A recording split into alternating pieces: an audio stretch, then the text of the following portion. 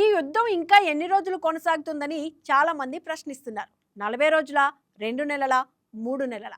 ఈ అనిశ్చితి సహజమైంది.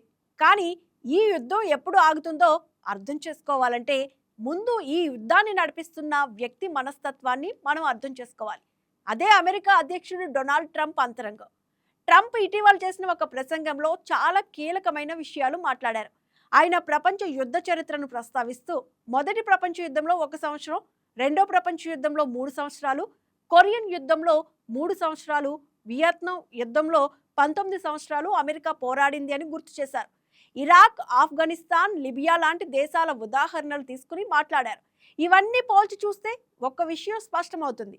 ఈ యుద్ధం 1 నెలలో ముగిసిపోతుందని ఆయన స్వయంగా అనుకోవడం లేదు. ఎంత కాలమైనా సరే తాను ఏ పరిణామానికైనా సిద్ధంగా ఉన్నానని ఆయన పరోక్షంగా ప్రకటించారు. ఒక అగ్రదేశ నాయకుడు ఇలా మాట్లాడినప్పుడు అవి ఒట్టి మాటలు కావు, అది వ్యూహం. అది దీర్ఘకాలిక పోరాటానికి తమ దేశ ప్రజలను, మిత్ర దేశాలను, అంతర్జాతీయ వేదికను మానసికంగా సిద్ధం చేయడం. మరి ట్రంప్ మాటలకు అదే అర్థమా? ప్రపంచం ప్రస్తుతం అత్యంత తీవ్రమైన భూగోళ రాజకీయ సంక్షోభం మధ్యలో ఉంది. అమెరికా ఇరాన్ మధ్య యుద్ధం ఇంకా కొనసాగుతూనే ఉంది. ఈ సమయంలో అమెరికా అధ్యక్షుడు డొనాల్డ్ ట్రంప్ ఇచ్చిన స్పీచ్ ప్రపంచ దృష్టిని ఆకర్షిస్తోంది. ఆయన మాటల్లో ఇరాక్, ఆఫ్ఘనిస్తాన్, లిబియా వంటి యుద్ధాలను ఉదాహరణగా చెప్పి ఎన్ని సంవత్సరాలైనా తాను ఏ ఎండుకైనా వెళ్లటానికి రెడీ అని స్పష్టం చేశారు. ఇది కేవలం రాజకీయ ప్రసంగం కాదు, ఇది అమెరికా విదేశాంగ విధానంలోని కొత్త దశకు సంకేతం. ఈ నేపథ్యంలో ఇటీవల సంఘటనలు మరింత ఆందోళన కలిగిస్తున్నాయి. మార్చి 13, 2026న యుఎస్ ఎయిర్ ఫోర్స్కు చెందిన MQ-9 రీపర్ డ్రోన్ కూలిపోయింది. కరెక్ట్గా 2 వారాల తరువాత మార్చి 28న మరో MQ-9 రీపర్, మార్చి 31న మరో 2 MQ-9 రీపర్లు, ఏప్రిల్ 2న మరో 2 MQ-9 రీపర్లు కూలాయి. MQ రీపర్ అంటే అమెరికా యొక్క అత్యాధునిక డ్రోన్ దీర్ఘకాలిక నిఘా, దాడి సామర్థ్యాలు కలిగి ఉన్న యుద్ధ యంత్రం. ఇరాన్ దీనిని తన ఎయిర్ డిఫెన్స్ సిస్టంతో కొట్టినట్టు ప్రకటించింది.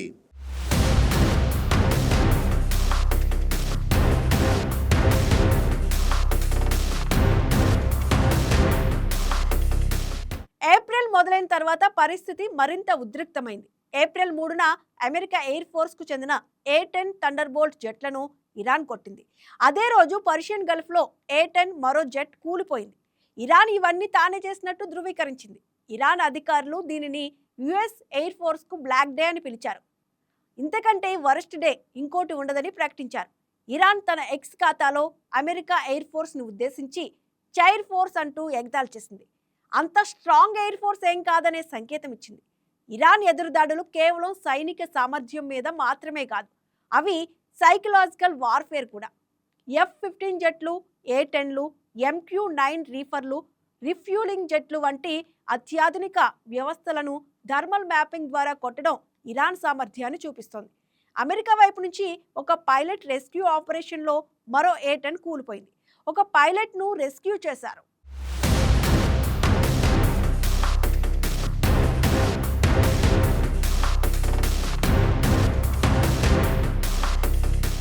మరోవైపు అమెరికా దేశం లోపలి పరిస్థితి కూడా ఉద్రిక్తంగా ఉంది.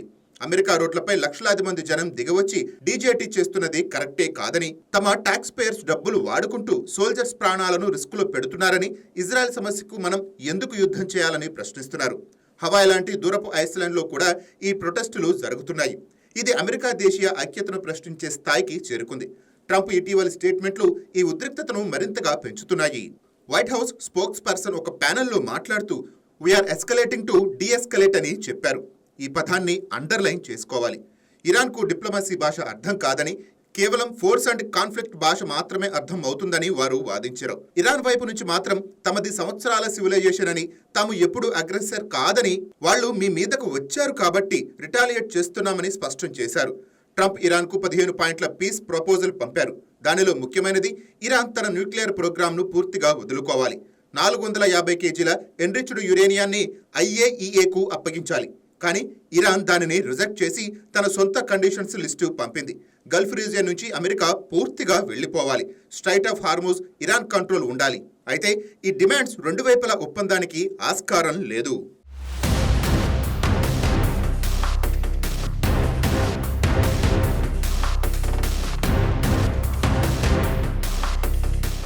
అమెరికా ఇప్పటికే 50 నుంచి 60 బిలియన్ డాలర్లు ఖర్చు చేస్తుంది. ఇంకా 40% అదనపు మిలిటరీ స్పెండింగ్ కావాలని ట్రంప్ చెప్పారు. 1.5 ట్రిలియన్ డాలర్ల ఎక్స్ట్రా బిల్లు పాస్ చేయాలని వైట్ హౌస్ డిమాండ్ చేస్తోంది. ట్రంప్ ట్రూత్ సోషల్ మీడియాలో తమ military greatest and most powerful అని, ఇంకా తాము మొదలు పెట్టలేదని, ఇప్పటిదాకా జరిగిందంతా చిన్న టీజర్ మాత్రమే అని, నెక్స్ట్ బ్రిడ్జెస్ ఎలక్ట్రిక్ పవర్ ప్లాంట్సే టార్గెట్ అని ప్రకటించారు. ఇరాన్ను డిస్ట్రాయ్ చేయడం ఇంకా మొదలైనా కాలేదన్నారు. ఈ స్టేట్మెంట్ ఇంటర్నేషనల్ లా ప్రకారం రెస్పాన్సిబుల్ వార్ఫేర్కు వ్యతిరేకం. సివిలియన్ ఇన్ఫ్రాస్ట్రక్చర్ను టార్గెట్ చేయడం యుద్ధం నేరం. ఇప్పుడు యుద్ధం పాయింట్ ఆఫ్ నో రిటర్న్ స్టేజ్కు చేరుకుంది. ఎయిర్లైన్ టెర్మినాలజీలో ఇది ఒక ఫ్లైట్ ఫ్యూయల్ పాయింట్ దాటిన తర్వాత వెనక్కి తిరగలేమని అర్థం. అమెరికా ఇప్పుడు బి లేదా సి డెస్టినేషన్కు వెళ్ళాలి. ట్రంప్ ఎలక్ట్రిక్ పవర్ గ్రిడ్లు, బ్రిడ్జెస్ను టార్గెట్ చేసి తాము ఇంకా గట్టిగా కొట్టడానికి రెడీ అని చెప్తున్నారు.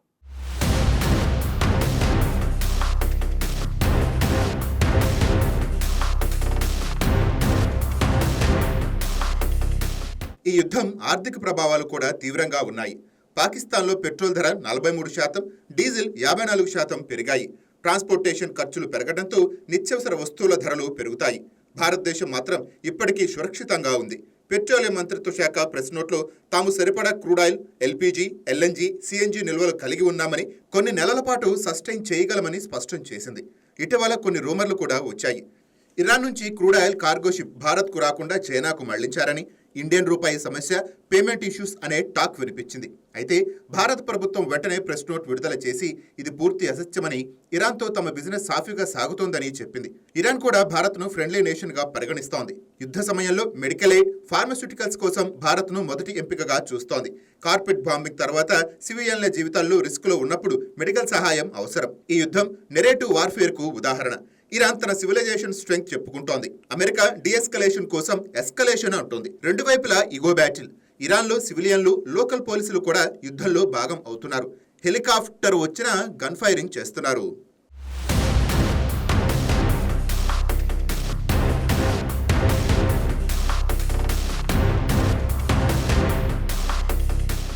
ఈ సంక్షోభం భారత్కు పాఠం.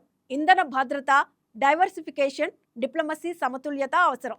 ట్రంప్ మిడ్ టర్మ్ ఎలక్షన్స్ చివరి టర్మ్. ఆయనకు కూడా రాజకీయ ఒత్తిడి ఉంది. యుద్ధం కొనసాగితే అమెరికా ఎయిర్ ఫోర్స్ లాస్లు, బిలియన్ల డాలర్ల నష్టం. కువైట్లో జరిగిన ఫ్రెండ్లీ ఫైర్ ఇన్వెస్టిగేషన్ కూడా కొనసాగుతోంది. Please subscribe to YK TV Network. Please subscribe to YK TV. Please watch YK News. Subscribe to YKTV. Please subscribe to YKTV. Subscribe to YK TV. Please do subscribe to YK TV. And do subscribe to YKTV. Subscribe YK TV. YKTVని subscribe చేసుకోండి. Please do subscribe YK channel. Subscribe YKTV.